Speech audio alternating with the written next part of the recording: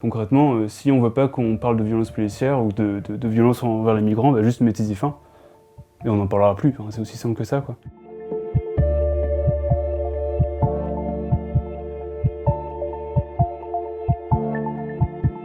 Je m'appelle Lohan Torondel, j'ai 23 ans et je suis travailleur humanitaire. Alors, l'Auberge des Migrants, c'est une association assez historique qui existe depuis plus de 10 ans maintenant à Calais. Son travail, c'est de répondre aux besoins vitaux des personnes le long de la frontière franco-britannique. Moi, je suis poursuivi pour diffamation, pour avoir parlé de violences policières sur Twitter. Donc ce qui s'est passé, c'était un tweet où je dénonçais de manière humoristique les violences policières à Calais, notamment, un des gros problèmes, c'était les évacuations des campements, en reprenant une photo de policiers qui avaient intervenu sur un campement pour une distribution, pour arrêter un exilé qui avait eu l'erreur d'arriver juste trop tard à la distribution, du coup qui s'était fait arrêter. Ces policiers ont porté plainte. Macron est venu faire un discours à Calais.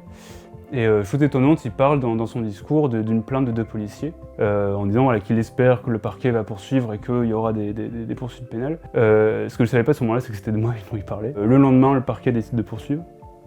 Et je suis convoqué au commissariat quelques jours plus tard. Concrètement, finir dans une salle d'audience, c'est pas agréable. C'est stressant, c'est cher, c'est épuisant. Et on peut y perdre beaucoup en fait.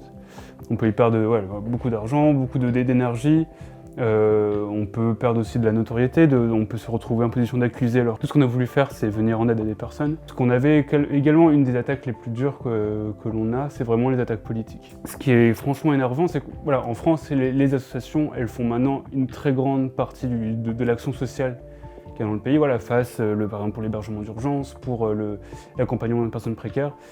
L'État a laissé un vide qui a été comblé par les associations. Nous, à Calais, ce qu'on a eu très vite, c'est des attaques très très dures dans les médias par des ministres du gouvernement, où nos actions sont critiquées, notre travail est les pointés du doigt, on nous dit que la situation est de notre faute, qu'on provoque du désordre, que l'on n'aide pas vraiment les exilés au final. Et il n'y a rien de plus énervant de se faire accuser par les personnes à l'origine du problème que l'on fasse mal notre travail.